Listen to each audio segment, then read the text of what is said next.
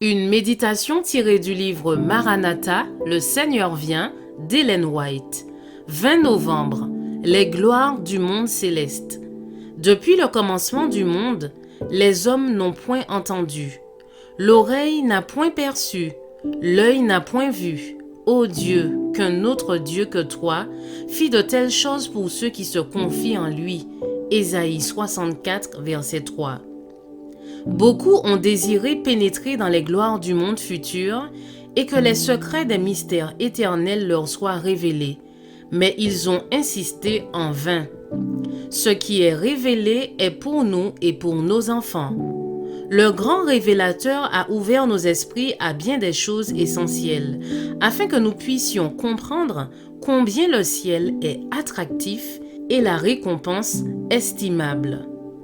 Les révélations de Jésus quant aux choses célestes sont d'un tel caractère que seul l'esprit spirituel peut les apprécier. L'imagination peut recourir à ses plus puissantes facultés afin de se représenter les gloires du ciel. Mais ce sont des choses que l'œil n'a point vues, que l'oreille n'a point entendues et qui ne sont point montées au cœur de l'homme. Des choses que Dieu a préparées pour ceux qui l'aiment. 1 Corinthiens 2, verset 9. Les intelligences célestes nous entourent.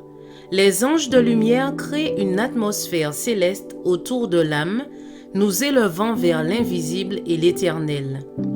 Nous ne pouvons pas contempler leur forme avec notre vue naturelle.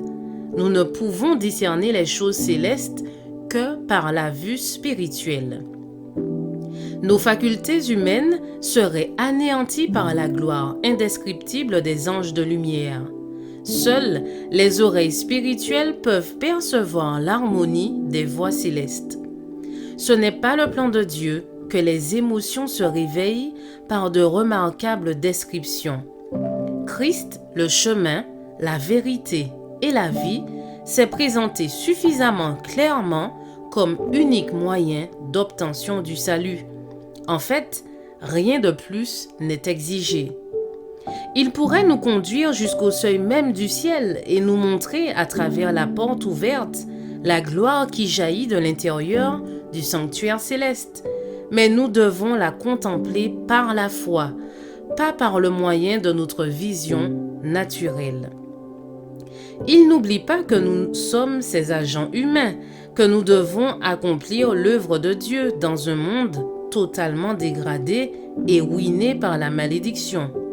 Dans ce monde, enveloppé de ténèbres morales comme d'un linceul, où une obscurité profonde couvre la terre et aveugle les nations, nous devons marcher dans la lumière du ciel. Je vous souhaite une excellente journée. Que Dieu vous bénisse.